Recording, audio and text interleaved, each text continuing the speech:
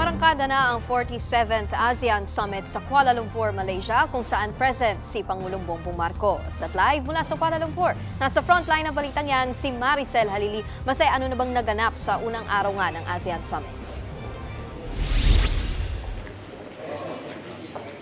Nikki, nakaharap ni Pangulong Bongbong Marcos ang iba't ibang heads of state dito sa Kuala Lumpur, Malaysia para sa 47th ASEAN Summit. At una sa kanilang agenda ang pagdedeklara sa Timor-Leste bilang opisyal na bahagi ng ASEAN.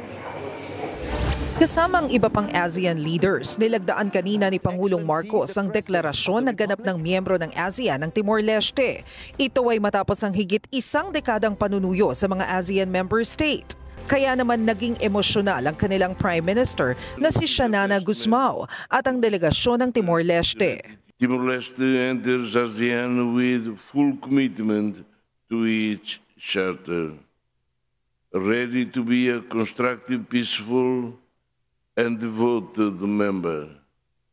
We pledge to work with all member states to keep our region peaceful, open and prosperous, and to be part of efforts to build resilience, deepen unity, and ensure that no one is left behind.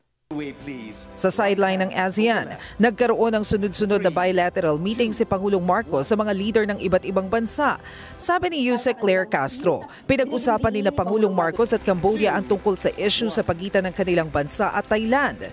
Kanina, nilagdaan din ang peace agreement sa pagitan ng Thailand at Cambodia matapos mamagitan sa kanila si US President Donald Trump. Nagpaabot naman ng pakikiramay si Pangulong Marcos sa Thailand dahil sa pagpanaw ni Queen Sirikit. Sa meeting naman kay Canadian Prime Minister Mark Joseph Carney, nagpasalamat ang Pangulo sa patuloy na suporta nila sa posisyon ng Pilipinas ukol sa international law. Nagkaroon din po, na-highlight po ang strong people-to-people exchanges at nagpasalamat din po ang Pangulo sa Canada dahil sa pagsuporta sa Pilipinas patungkol po sa shared values at including po the international law, particularly UNCLOS. Nilagdaan din ang dalawang kasunduan sa ilalim ng trade. Ito ay ang second protocol to amend the ASEAN Trades and Goods Agreement at ang ASEAN-China Free Trade Area. Nikki, bukod sa mga nabanggit ko na yan, nagkaroon din ng bilateral meeting si Pangulong Bongbong Marcos kasama ang leader ng European Union kung saan ipinaabot niya ang kanyang pagsuporta para sa chairmanship ng Pilipinas sa 2026 ASEAN. Tayo na kasi ang magiging host country para sa summit sa susunod na taon. Binigyang diin din ng European Union yung kanilang commitment para sa pagsusulong ng international-based order. Maliban dyan, sa unang pagkakataon, nakipagpulong na rin si Pangulong Marcos sa Prime Minister ng Japan kung saan na-highlight yung defense at security cooperation sa pagitan ng dalawang bansa. Nikki. Maraming salamat. Maricel Halili, nag-uulat live mula sa Kuala Lumpur, Malaysia. Mga kapatid, Nikki de Guzman po. Para sa mga impormasyong dapat ninyong malaman, mag-follow at mag-subscribe na sa social media pages ng News 5.